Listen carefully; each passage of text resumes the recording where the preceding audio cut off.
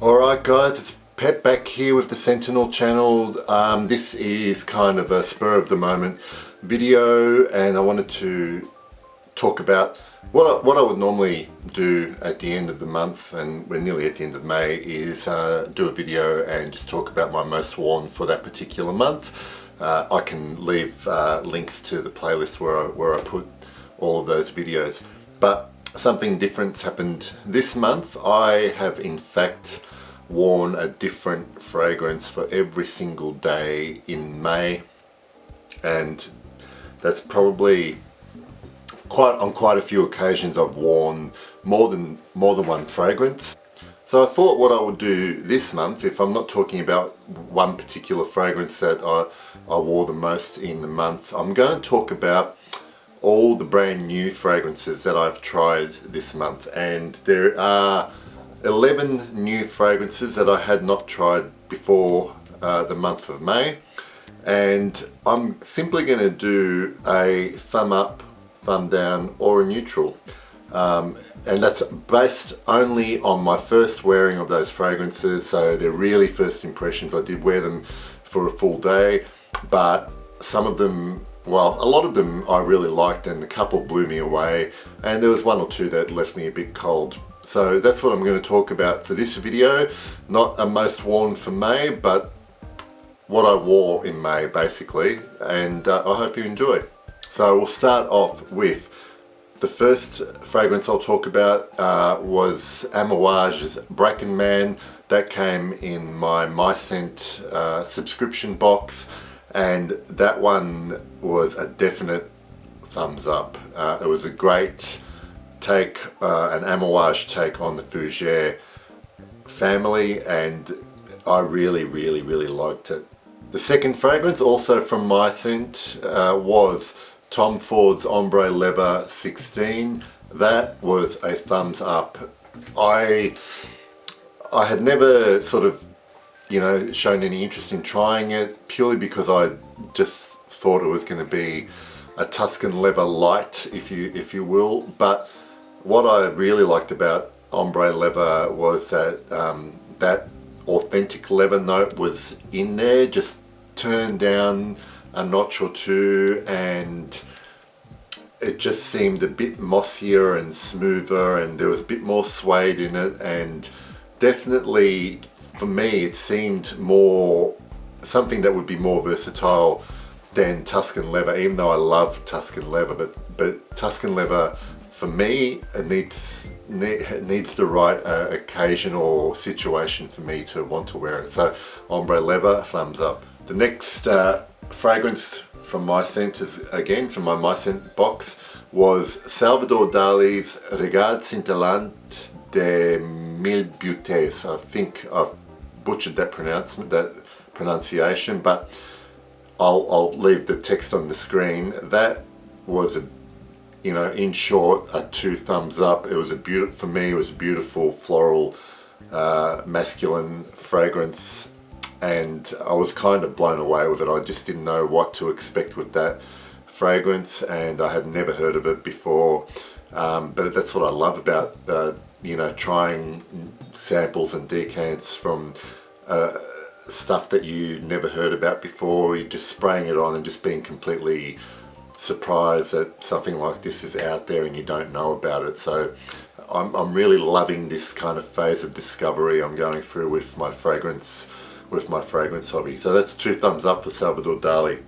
Another fragrance that I tried for the first time, which was in my box, was Polo Red Extreme. I'm going to give that a neutral, because first initial spray, the opening, this burst of orange, and then a really nice coffee note, and in some ways it kind of reminded me a little bit of Mugler's Ultra Zest, but to me, when I wore it, that was kind of all there was, and it quickly died down. I want to wear it again, and I might change my opinion. It might go thumbs down or thumbs up, but I'm kind of undecided on Polo Red Extreme at the moment.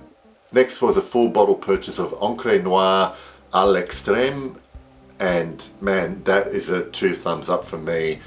I had previously tried the original Encre Noire in the store, sprayed on my wrist, and I really liked that, but I thought, as it's so often described as a very, very dark fragrance, but there's something about the à l'extrême and what they've done in that kind of makes it a little bit more, again, versatile, but for me it's probably a more accessible fragrance, and not so narrow as the original Encre Noire was, even though it's a beautiful fragrance, and it's amazing value. 100 ml bottle I got for $60, and I'm very happy to have that in my collection now.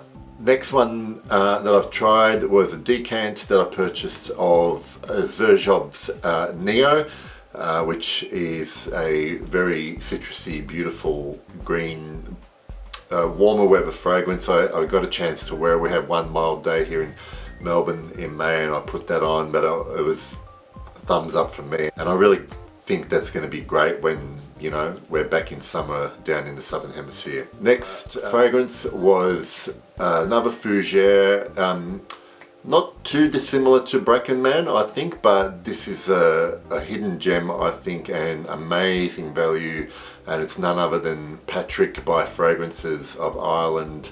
Up until recently, I wasn't that big a fan of the Fougere type fragrances, but you know, this month I've really enjoyed Bracken Man and Patrick, and also my really cheap 1881 by Nino Cerruti. So Patrick by Fragrances of Ireland, thumbs up. Another blind buy from me was a very cheap bottle of Oscar de la Renta's Louis pour Louis, and I had seen a couple of reviews on YouTube. I think Fragrance Matt might have done a review on it, and I was intrigued, and it gets good write-ups now. Apparently the vintage version was amazing compared to the now reformulated version, but it was very cheap, so I bought a small bottle of it and sprayed it on and wore it for the day, and I really liked it, and it was pretty good performance on me. Again, there's another I think there's some leather and mixed with florals in that, but without going in too much depth on the fragrance, I know that that got a thumbs up from me.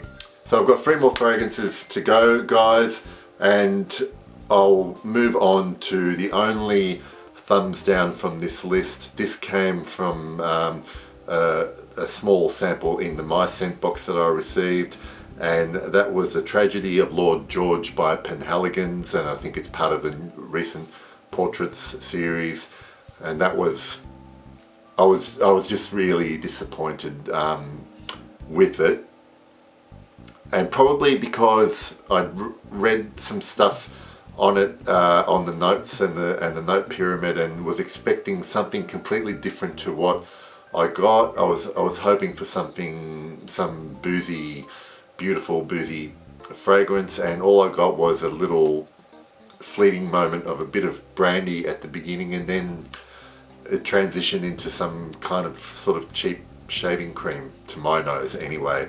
Other people like it, but I just didn't enjoy it at all. And then in the dry down, I just really got this unpleasant mix, synthetic tonka, and probably, I don't know what it was, but it just was something I wasn't enjoying smelling, and I really did want to wash it off after a while. So that was a disappointment. So thumbs down for Tragedy of Lord George. It was really a tragedy. Next one was a blind purchase, and it was based on numerous positive reviews, and description sounded like it was something right up my alley, and that was a thumbs up for Bentley Intense for Men. I bought a bottle, again, great value, and I wasn't disappointed when I wore it for the day, and I look forward to wearing it again. So I want to reserve the last fragrance for something that I wasn't expecting to wear this month, and I was very kindly sent a small sample of this fragrance from a good friend via Facebook, and this was a fragrance from Xerjoff, one that you don't really hear about too much, especially on YouTube. But this one is called Darjala. I hope I'm pronouncing that correctly. From Xerjoff, and amber. It's very hard to describe, but there's definitely amber dominant fragrance. Again, I'm not going too in depth. There's some light, some florals in there, but resins, and I mean it's marketed as a feminine fragrance, but I really loved wearing it, and this thing was beastly. Amazing longevity, and I could smell it all day, and I was enjoying the wafts that were coming up under my shirt. That was a 2 thumbs up. Xerjoff Darjala. They were all first time fragrances for me this month. I expect to wear quite a few of them again in the coming months. But I did want to mention before I finish the video that there was another new bottle purchase that I made, and it's not that I haven't tried this one before, it's just that this was actually the very first fragrance I ever owned, and probably in my late teens when I had it. It was gifted to me, and it has some kind of sentimental value to me, and I have a sentimental connection to it. It's not the same as the original vintage formulation, but it's still pretty close, and that is Lagerfeld Classic by Karl Lagerfeld. Very distinctive cap, and when I sprayed it on for the first time, it just all those memories came back to me immediately. That's the power of smell and fragrance and what it can do for you. All the associations you have with fragrances and how they're connected to events and people, and you know, even though this can be seen as like a frivolous hobby, it is important on some level to us, you know, especially people who are interested and are enthusiastic about fragrances. And you know, spraying this on, it's not the best fragrance I have, and you know, it's probably not going to get much wear, you know, compared to other fragrances, but it makes me smile when I spray it on, and it reminds me of my youth and how I'll never get it back. But I can make new associations and memories with it now. Yeah, so I just wanted to mention that Lagerfeld Classic. I hope you've all had a great month wearing fragrances. Leave some comments and let me know some of the new fragrances you've tried this month, and hopefully I'll get to try a lot of them as well. Until the next video, thank you for all my new subscribers leaving comments and likes, and I really appreciate it, and I'll see you next time. Bye.